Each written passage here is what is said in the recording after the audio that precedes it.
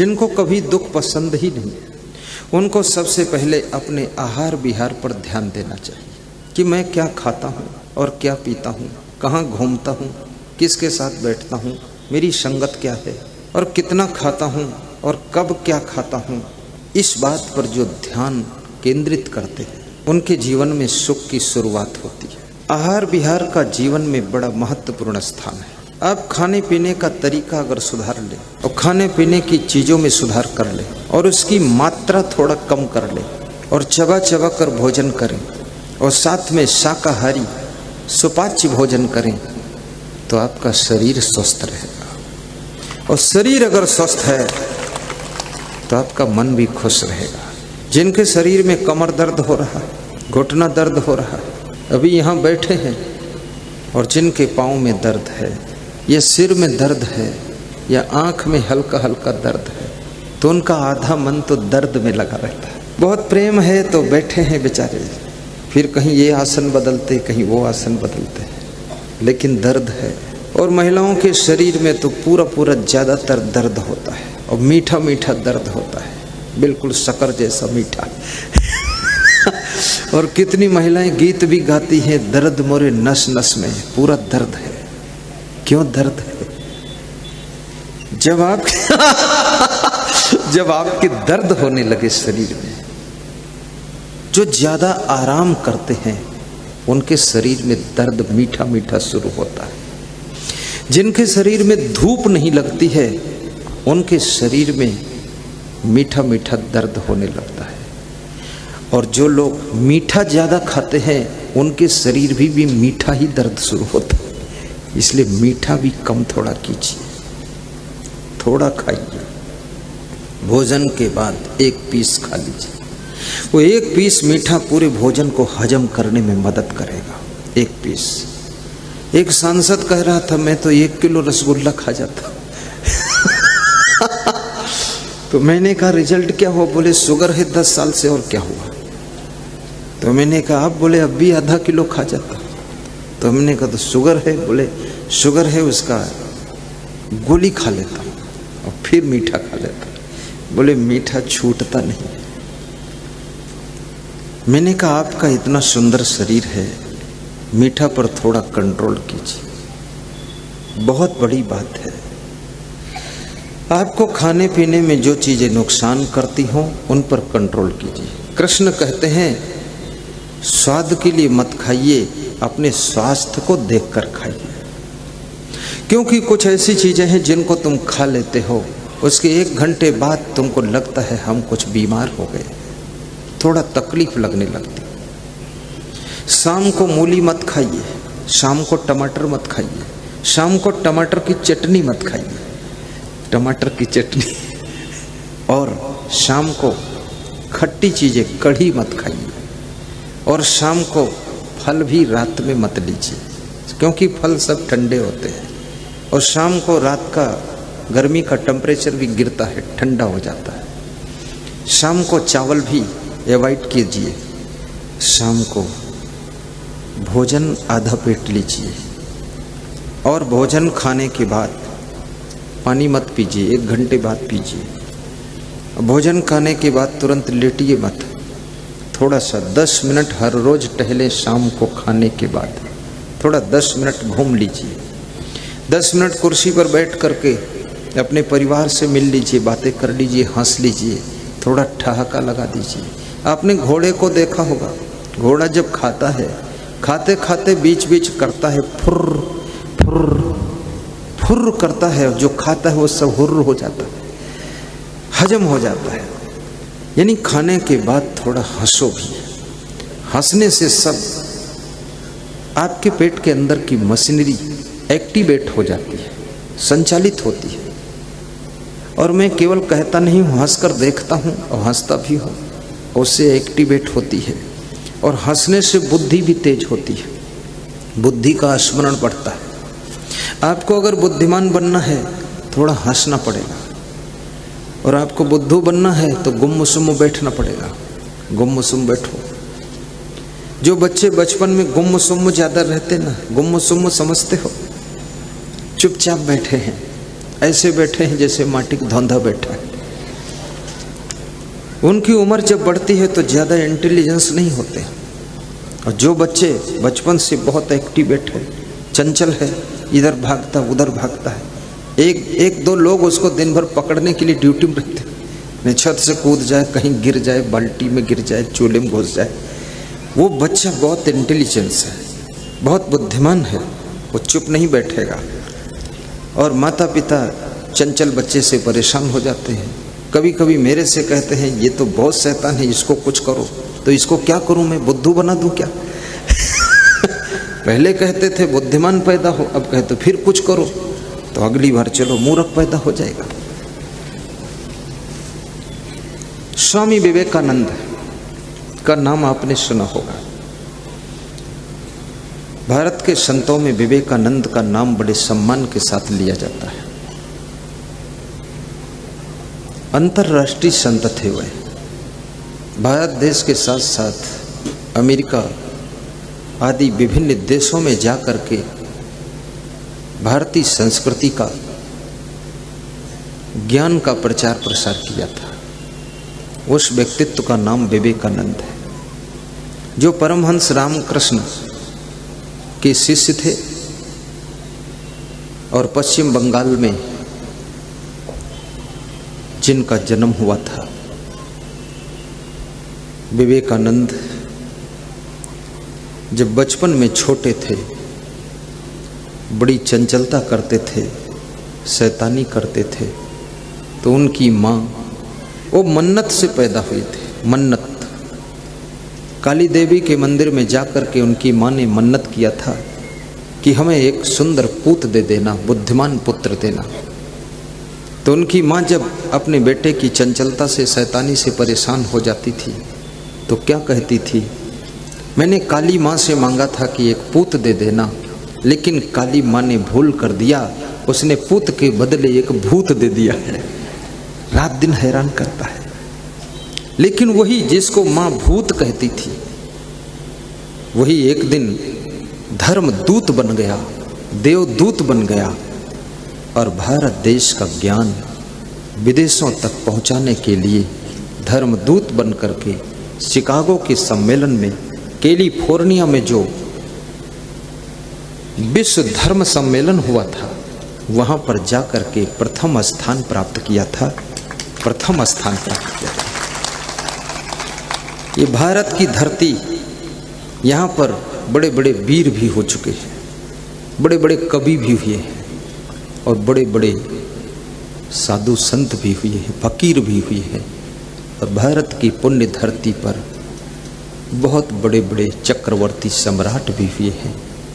और इस भारत की धरती पर याद रखना, राम और कृष्ण जैसे अवतार भी हुए हैं, बुद्ध और महावीर भगवान जैसे अवतार हुए हैं, कबीर जैसे सदगुरु ने भी अवतार लिया है, तुलसीदास जैसे महाकवि, मानस के रचयिता इस भारत की धरती पर उत्तर प्रदेश में जिनका अवतार हुआ था, बांदा जिले में राजापुर गांव में। और यहाँ पर मैनपुरी में भी बहुत से ऋषि मुनियों की स्थली है।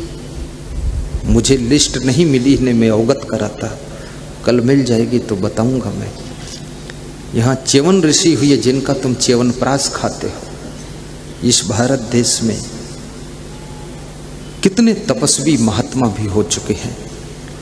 ये भारत की धरती, इसको ऋषि मुनियों की भी धरती कहते हैं, कवियों की धरती भी कहते हैं, और इस धरती को वीरों की धरती भी कहते हैं, जहाँ पर महाराणा प्रताप जैसे वीर, वीर शिवाजी जैसे वीर, और याद रखना महारानी लक्ष्मीबाई जैसी वीरांगना, दुर्गावती जैसी वीर माता का जन्म हुआ है। ऐसी धरती का नाम ही भारत धरती है। इसलिए इस भारत देश की धरती को हम भारत माता भी कहते हैं। भारत माता बड़ा प्यारा नाम है। विश्व में बहुत से देश हैं, लेकिन किसी देशवासियों ने अपने देश को माता की संज्ञा नहीं दिया है। भारत देश का उदार हृदय, भारतवासियों के दिल में अपने देश के प्रति जो आस्था है, वो इससे दर्शाती है कि इन्होंने अपने देश को भी माता माना, और गाय का दूध पी करके गाय को भी माता माना। और जन्म देने वाली माँ को भी माता माना, और जिस धरती पर ये रहते हैं उस धरती को भी माता माना। ये धन्य है भारत के वासी जिन्होंने कितनों को माता माना। लेकिन मुझे कभी कभी आश्चर्य भी होता है कि गौ को माता मानते हैं लेकिन भैंस को कुछ भी नहीं मानते। भैंस के साथ भी कुछ रिश्ता जोड़िए। अगर गाय तुम्हारी माता है तो भैंस कौन है तुम्हारी? फिर भैंस तुम्हारी नानी है क्योंकि उससे थोड़ा बड़ी है। फिर बकरी से भी रिश्ता जोड़िए। बकरी कौन है आपकी? बकरी तुम्हारी सिस्टर है, उसको सिस्टर मान लीजिए। तो ये मुर्गी मुर्गी कौन है? ये सब मुर्गी मुर्गा पोती पोता है, इनको भी मान लीजिए। और सबसे रिश्ता जोड़ लोगे तो फिर मांस नहीं खा पाओगे, मछली नहीं खा पाओगे। और बड़ी मजे की बात है, हिंदू भाई कहते हैं कि कण कण में राम है, और मुस्लिम भाई कहते हैं जर्रे जर्रे में खुदा है। बड़ा अच्छा शब्द है, कण कण में राम। और कण कण में राम है तो क्या बकरा और मुर्गा, अंडा और मछली में राम नहीं? उसमें भी तो बहुत बड़ा राम है। और जब उसमें भी राम है तो जब बकरे को काट कर खाओगे तो राम कट जाएगा, उसको पकाओगे तो राम उबल जाएगा, और मुंह में चबाओगे राम चबा जाएगा। तो इसलिए उसे नहीं खा सकते हो, आपको दया करना पड़ेगा। और जर्रे जर्रे में खुदा है तो क्या बकरा मुर्गा भैंसा गाय में खुदा नहीं है? वो खुदा से जुदा नहीं है, उसमें भी बहुत बड़ा खुदा है, और उसमें भी खुदा है तो उनको मार कर कैसे खा सकते हैं? इसलिए कहते हैं रहम है जिसके दिल अंदर रहमान वहीं पर रहता है, और रहम न जिसके दिल अंदर शैतान वहीं पर रहता है। मंदिर टूटे मस्जिद टूटे कोई नहीं मोजाका है, पर काहू का दिल मत टूटे ये घर खास खुदा का है, ये घर खास खुदा का है। मंदिर में तो बुत धरे हैं, मस्जिद सफम सफाई है, और दिल दरगाह में झलक रहा है, कैसी नूर खुदाई है, कैसी नूर खुदाई है। आपके दिल को दरगाह कहा गया है। और मन चंगा तो कठौती में गंगा, ऐसा रैदास गुरु ने कहा है। रैदास गुरु को मीराबाई ने अपना गुरु किया था। मीराबाई छत्राणी परिवार से थी। मेड़ता सिटी में मेवाड़ में मीरा का घर है। मैं उसको देखने गया था, सब देख कर आया। और याद रखना, मीराबाई की भक्ति ने महल में रहने वाली समस्त माताओं बहनों को संदेश दिया है कि महल में रहना तो मीरा बनकर रहना, और झोपड़ी में रहना तो शिवरी बनकर रहना, और पिता का विरोध हो तो प्रहलाद बनकर भक्ति करना। अगर घर में कोई ज़्यादा असमंजस है तो ध्रुव बनकर के भक्ति करना। याद रखना, हर परिस्थिति, अगर भाई ने लात मार दिया हो तो विभीषण बनकर के राम की शरण में चले जाना, और किसी प्रकार से भी भक्ति करना, भक्ति का फल तुमको मुक्ति मिलेगा।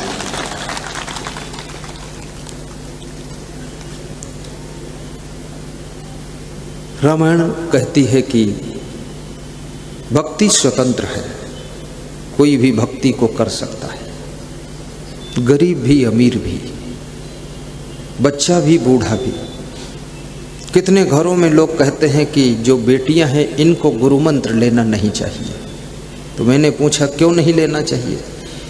बोले ये किसी घर में जाएंगी, घर में जाएंगी तो वहाँ भक्ति करेंगी और क्या करेंगी। बोले वहाँ न जाने कैसा सास ससुर मिले। तो हमने कहा थोड़े दिन बाद ये खुद ही सास ससुर बन जाएंगी। जो मिलेगा वो तो रिटायर हो जाएगा सास ससुर, ये खुद ही सास ससुर की डिग्री पा जाएंगे। बस 20 साल इंतजार करना पड़ेगा, बनने दो इनको भगत। बोले अरे पतिवती न जाने कैसा मिले। हमने कहा जब ये भक्ति करेगी पुण्य करेगी तो इसको पति भी, जब ये सीता बन जाएगी तो राम जैसा पति इसको ढूंढने के लिए जनकपुर आएगा। इसलिए बेटियों को भी भक्ति करना चाहिए, गुरु मंत्र लेना चाहिए। कितने लोग कहते हैं अभी लड़कों को गुरु मंत्र नहीं लेना चाहिए, शादी हो जाए तब गुरु मंत्र लेना चाहिए। तो मैंने कहा शादी होने से पहले ले ले तो क्या फर्क। अरे बोले न जाने इसको कैसी पत्नी मिले, चुड़ैल मिल जाए तो क्या होगा। कितने घरों में चुड़ैल बहू बनकर आई है, चुड़ैल आ गई, पूरा घर हैरान है। सब सोच रहे थे कि बहू आ रही है, बहू के बजाय कुहू कुहू आ रही है। सारा कोहराम मचा दिया। और कितने घरों में तो बहू और बेटा दोनों एक ही मॉडल है। अगर बहू चुड़ैल है तो बेटा भूत प्रेत है। दोनों 8 बजे तक सोते हैं सुबह। माँ बाप इंतजार करते रहते हैं कब जागेंगे ये। अब दोनों कंपटीशन पर सो रहे हैं।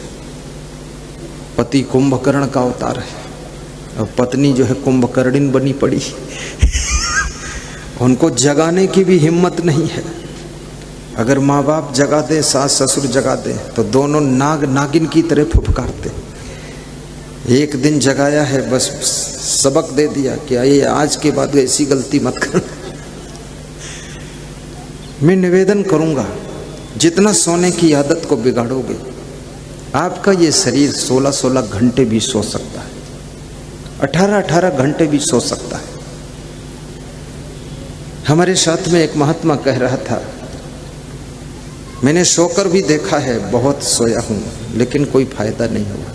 तो हमने कहा अब, बोले अब जाग कर भी देख रहा हूं, कुछ फायदा हो रहा।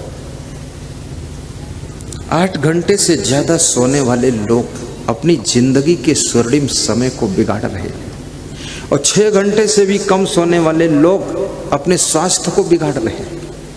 और 7 घंटे वाले लोग जो 7 घंटे सोते हैं वह स्वास्थ्य भी बना रहे हैं और जिंदगी को भी बना रहे हैं और देश के हित में अधिक घंटों तक काम भी कर रहे हैं। इसलिए 7 घंटे सबसे ठीक। कुछ लोग कहते हैं हम 4 घंटे ही सोते हैं, तो मेरी समझ में तो नहीं आता है। 4 घंटे में तो सिर दर्द होने लग जाएगा। और 4 घंटे हर समय जागने से भी क्या तुम करना चाहते हो ये तो बताओ। बहुत ज्यादा जाग करके भी तुम सोचो कि बहुत कोई उपलब्धि कर लूंगा, उससे उपलब्धि कुछ नहीं होगी। पूरी तुम्हारी बॉडी को रिलैक्स मिलना चाहिए, आराम मिलनी चाहिए। अन्यथा दिन भर सिर भारी भारी लगेगा, हाथ पांव में दर्द लगेगा, शरीर पूरा गरम गरम हरारत जैसा लगेगा। थोड़ा नींद पूरी हो जाने दो। एक बच्चे को तो 5 साल का बच्चा, उसे 10 घंटे भी सोने दो, सो लेने दो। बड़ा होगा तो खुद ही सब करेगा काम। जिसको काम करना है करेगा, नहीं करना नहीं करेगा। तुम ज्यादा क्यों हैरान होते हो?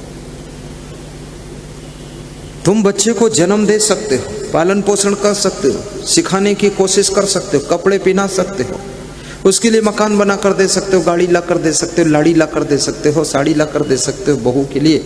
लेकिन उनके भाग्य का निर्माण तुम नहीं कर सकते हो, क्योंकि भाग्य का निर्माण तो भगवान भी नहीं करता है, भाग्य का निर्माण तो उसका कर्म करता है।